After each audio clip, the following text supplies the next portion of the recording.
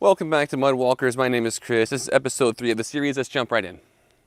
Number 9, sexual relations is a beautiful thing. God created it and pronounced it good, but it is not, as David Hubbard said when I was in seminary, it is not a spectator sport. It is a holy joy that is sacred in its secure place of tender love. Men and women who want to be watched, mark that word want, men and women who want to be watched in their nudity are in the category with exhibitionists who pull down their pants at the top of escalators. Okay, we're not talking about sex. We're talking about nudity. That's a whole other topic. Nudity's over here, sex is over there. Let's focus on the nudity aspect of what Dr. Piper is saying. I can, I guess, kind of understand why, from his point of view, he might get the two confused. But these are not the same thing. Taking a shower is not the same thing as masturbating. Seeing your spouse without clothes on isn't the same thing as having sex. Heck, a doctor seeing his patient without her pants on is not the same thing as him having sex. Okay, so nudity doesn't equal sex, two completely separate issues. They overlap, obviously, a little bit, but they are separate, they are different topics. So we're going to focus on the nudity aspect. Google defines nudity as the state or fact of being naked. Webster's defines nudity as the quality or state of being nude, defines nude as devoid of covering. Cambridge defines nudity as the fact that people are not wearing clothes. So nudity is what happens during a diaper change, happens during a bath or a shower, caring for medical patients, caring for the elderly. Not the same thing as sex. If nudity equals sex, then a man in his 60s changing the clothing and diaper of his 90-year-old mother would be incest. Okay, so we can't just say that nudity and sex are the same thing. So when Piper says sexual relations are a good thing in the context of a video about nudity, it doesn't belong there. Piper is quite right to call out exhibitionists. These people have a problem. They need help, maybe even therapy. But exhibitionism is when you enjoy being seen without your clothes on because it sexually arouses you. That's not the same thing as nudism. It's not the same thing as naturism. It's not the same thing as just nudity. People seeing you without your clothes on is not the same thing as having sex. And it's definitely not necessarily the same thing as exhibitionism. There's layers there. So Piper's reference to exhibitionism here, I think, is really more smoke and mirrors. And it's a distraction from the issue, not on purpose. I'm not saying that he's trying to be sneaky or anything. But it's really a distraction from the issue and not really dealing with the heart of the matter here. Really, the only thing that exhibitionists and regular nudists and naturists have in common is that we don't have clothes on. But if you're going to say that the way that a person dresses is the same as this other person, therefore they have the same moral designation, you're going to have a real problem with t-shirts and shorts, because there's a lot of mass murderers and rapists out there that wear t-shirts, okay? So Piper's comparison of nudity and exhibitionism strikes me as, like, let's say that a Muslim man was having a conversation with you as a Christian. And he said, oh, well, your Christian women appearing in church with their faces uncovered, they're in the same category as women who dance on polished metal poles. It's true that both women are in the category of not wearing masks, but that doesn't make Christian women strippers because they don't wear masks. So when Piper says, oh, well, someone who doesn't have pants on is the same thing as an exhibitionist, it doesn't work. Number 10. There is no great film that needs nudity to add to its greatness. No, there isn't. There are creative ways to be true to reality without turning sex into a spectator sport and without putting actors and actresses in morally compromised situations on the set. It is not great artistic integrity that is driving this. Underneath all of it is male sexual appetite driving this business, and following from that is peer pressure in the industry and the desire for ratings that sell. It's not art that puts nudity in. It's the appeal of prurience. It sells. Let's try it this way, shall we? There is no great film that needs faces to add to its greatness. No, there isn't.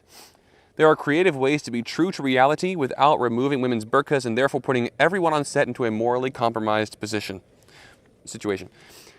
It is not great artistic integrity that is driving Westerners to display their women's faces for the world in film.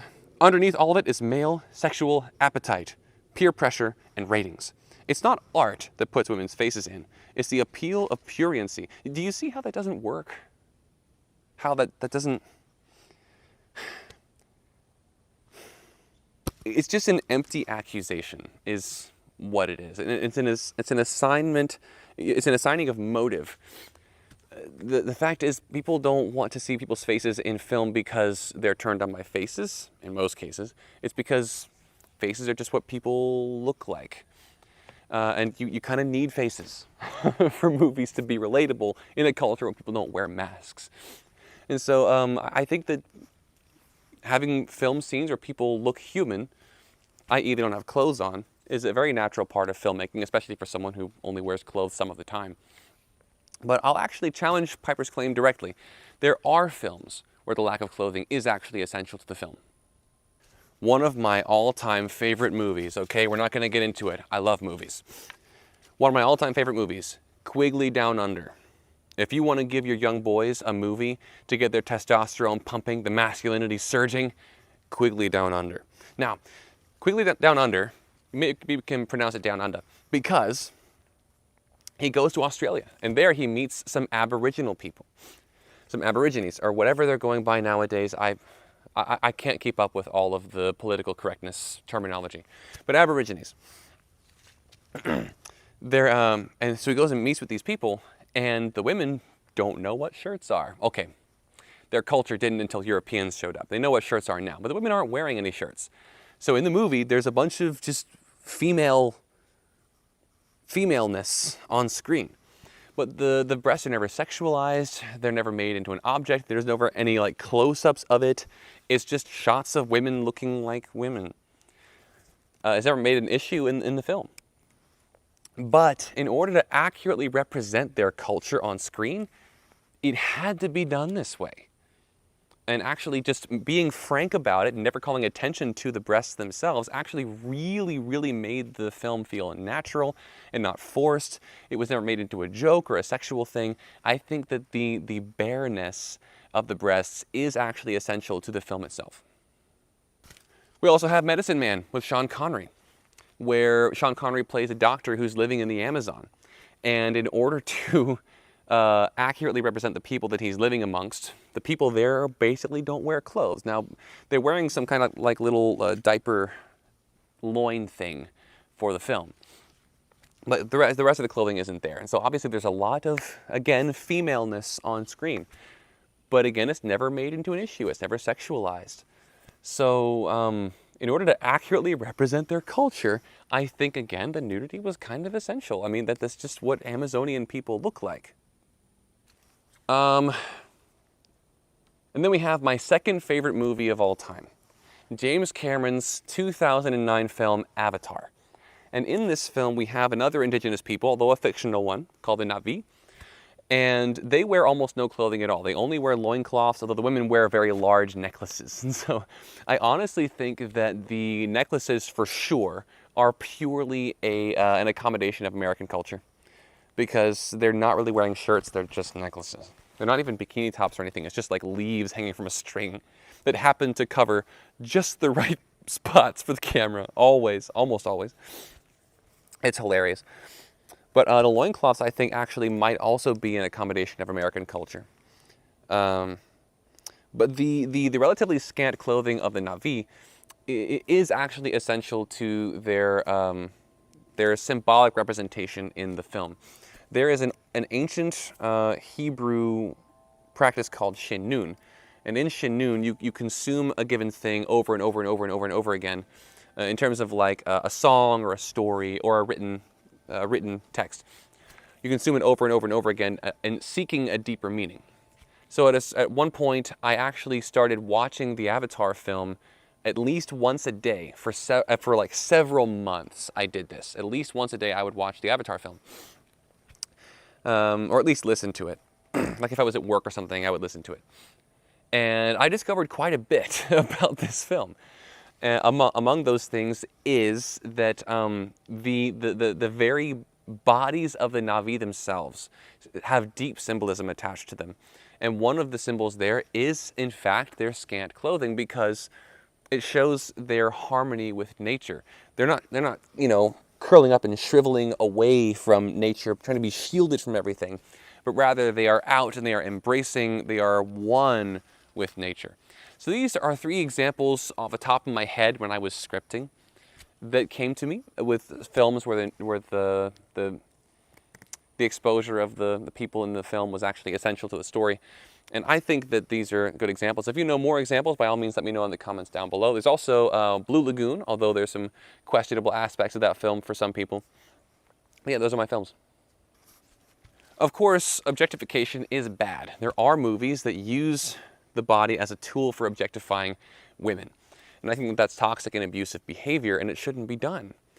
But saying that because nudity can be used in an abusive and toxic way, that means that all nudity is bad, is like saying that because a hammer was used to murder someone, therefore all hammers are bad.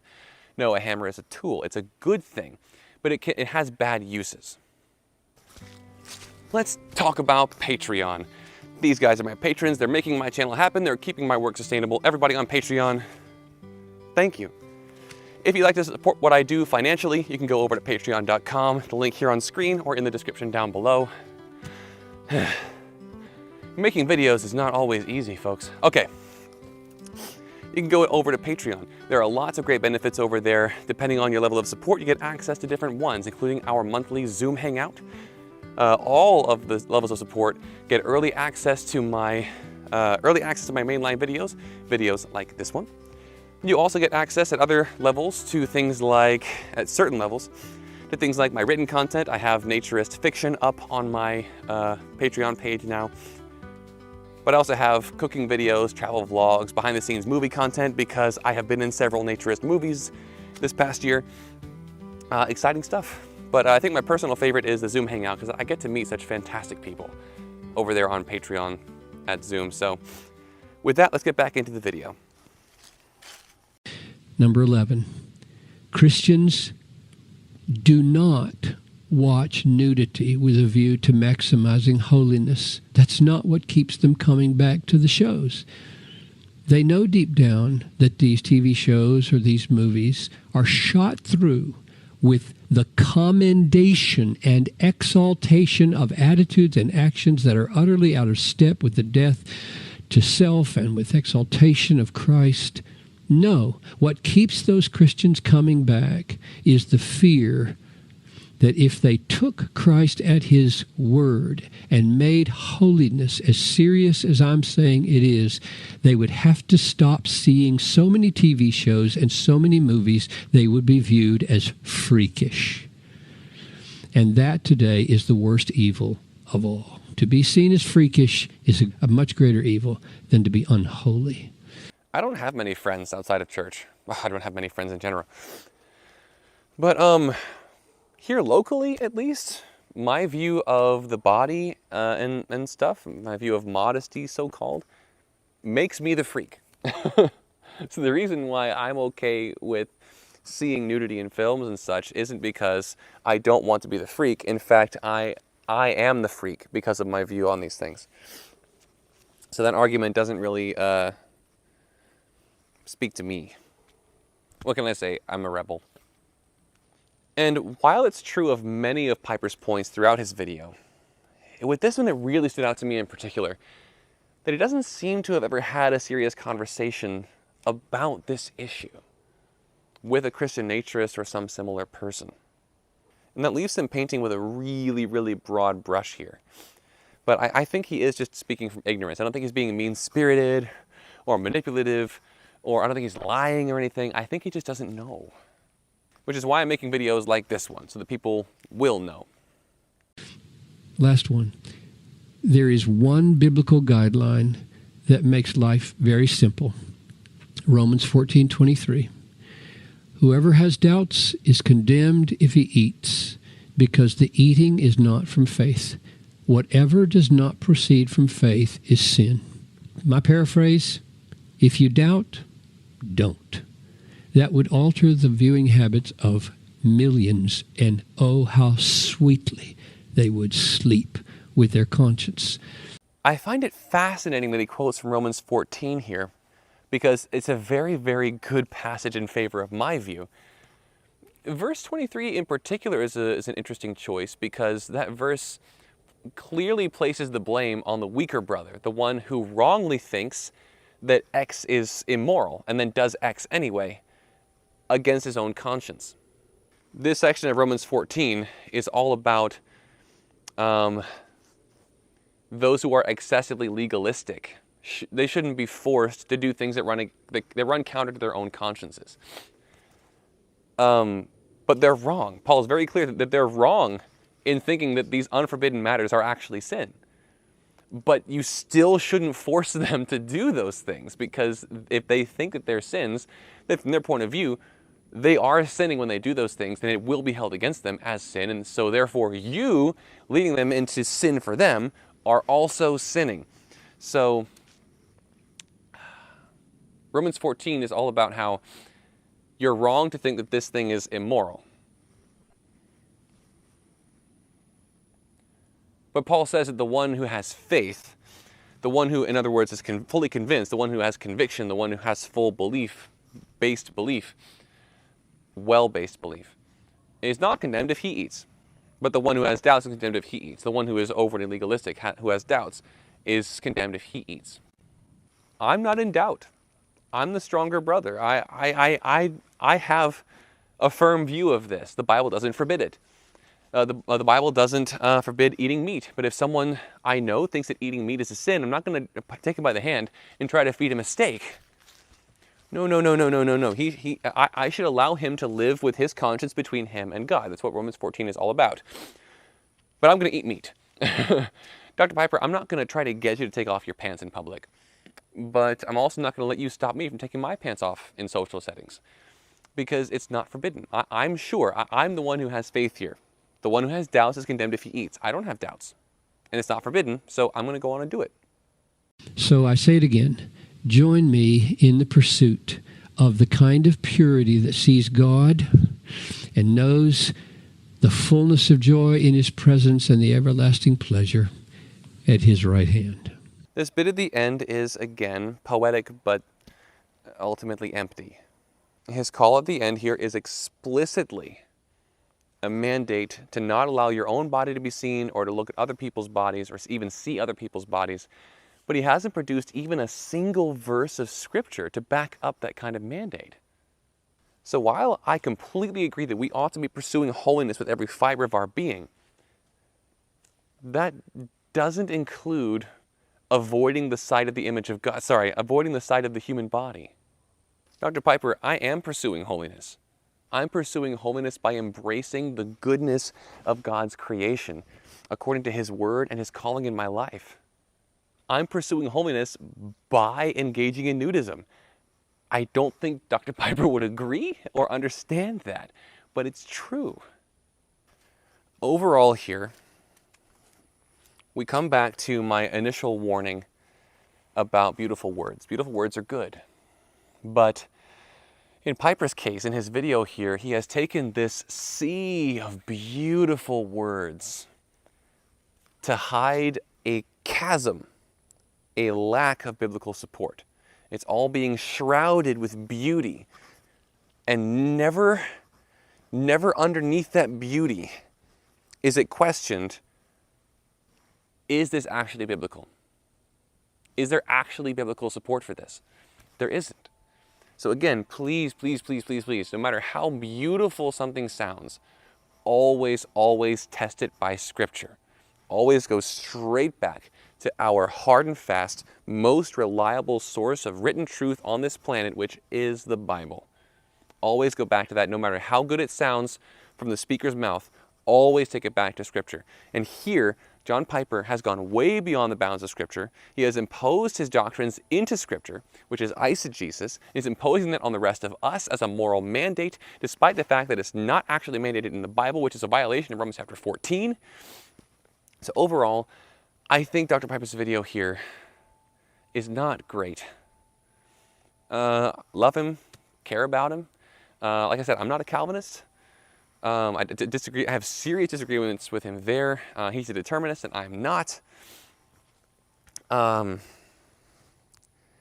Yeah, Calvinism is no good. But I appreciate the fact that he made the video, even though the video is not great, and I would say that it's misleading people. I'm glad that he made it. It gives me an opportunity to talk about it. It gives us an opportunity to have this conversation. One of the biggest problems with this issue in America right now is that people are not willing to discuss the issue of modesty, the issue of the Bible's expectations around the human body, concealment or not or whatever. People don't want to even talk about it. Well, let's talk about it. He's talking about it. So Dr. Piper, thank you for talking about it. It gives us the opportunity to, well, talk about it. But in closing, let's talk about the big question. Dr. Piper, if you're watching this, which I doubt, but if you are, I hope you will entertain this little question. That is, why? It's a pretty simple mandate, pretty simple concept, right? Even a slave, even a Bronze Age, uneducated, illiterate slave can understand this concept. And if it's so morally vital, if this rule is so incredibly important, and going against this rule is so spiritually destructive, why? Why doesn't this show up in the Bible at all anywhere? This could be a little thing that gets added on in passing in the book of Leviticus, and then reaffirmed in one of Paul's letters, and boom, this debate doesn't exist. Couldn't exist. It's not difficult to explain. It's not difficult to understand. It's not difficult to describe. This could very easily have been placed in the Bible. And that leaves us with the question of why. If this rule is so important, why didn't God ever mention it? That leaves us ultimately with two possibilities. Now, there might be other possibilities. These are the only two that I've been able to think of. Either God just forgot to mention it. Like the rule's true, but God's just kind of stupid. And he just never really thought of it. I mean, the Bible was being written for between 1,200 and 1,800 years. But how was God supposed to remember in that short amount of time that he was supposed to say this? So God's just kind of stupid. Or God did remember that this would be an important thing to say. God did remember that, appearing human, allowing yourself to be seen human, allowing yourself to see human beings, that was evil. He remembered it, thought about it, just decided not to say it, which would be cruel. It would be leaving us in a mire of sin, according to Piper, sexual sin, because he never actually warned us about it. So either, if this rule is true, and it's not in the Bible, either God is stupid or he's cruel. If there's some third option, please let me know in the comments down below, because I haven't been able to think of one. But yeah, if it's not in the Bible, and it's so important, then why isn't it in the Bible? If you're on the other side of this issue, please enlighten me in the comments. That's it for this video. I will see you in the next one. Awe keu no do ai.